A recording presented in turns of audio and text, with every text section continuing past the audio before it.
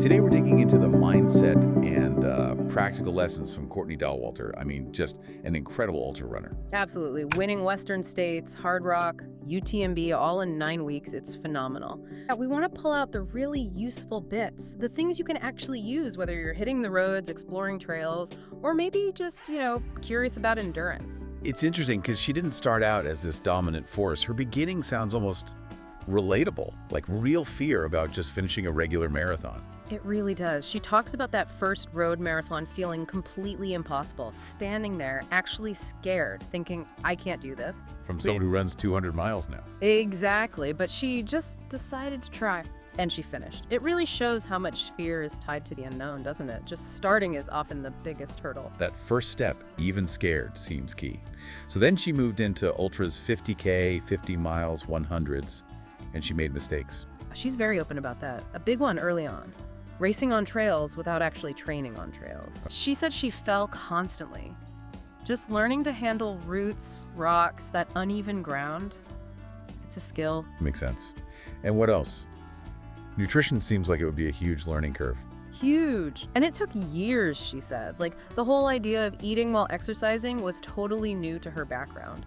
Figuring out what works, how much, when, especially over hours and hours. So not just grabbing a gel and hoping for the best. Definitely not for ultras. It's trial and error. She really stresses finding what your stomach handles, practicing it in training. It's super individual. Okay, so for someone listening who's maybe thinking about trails or their first ultra, what's the takeaway from those early days? What's her advice? Keep it simple at first. Find a local trail. Don't get hung up on pace or distance initially. Maybe even leave the watch at home sometime. Focus on time on feet. Exactly. Time on feet, moving with the terrain, she says, pick your feet up. And, importantly, make it fun. An adventure. Bring snacks. Trail pace varies wildly anyway. Let's shift to her day-to-day training. It sounds different, not super structured. It's very intuitive. She described this morning check-in she does, like how do the legs feel? Feet, body.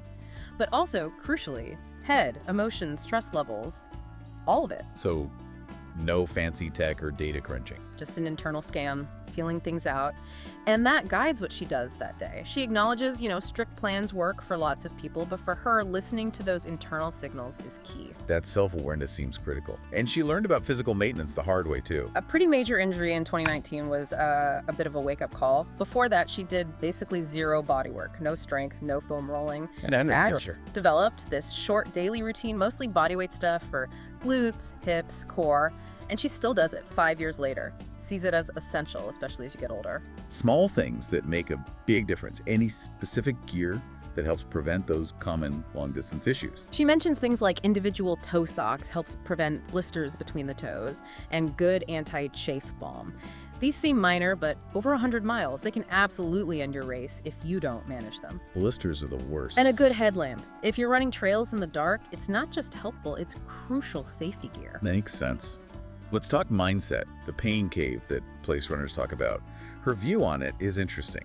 It is. She used to see it as this negative place to avoid.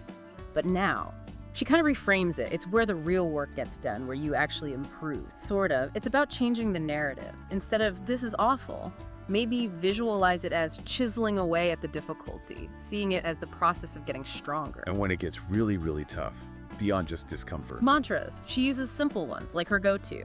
You're fine, this is fine, everything is fine. Or just robot. Repeating something positive can stop that downward spiral of negative thoughts. Does she mention smiling through it?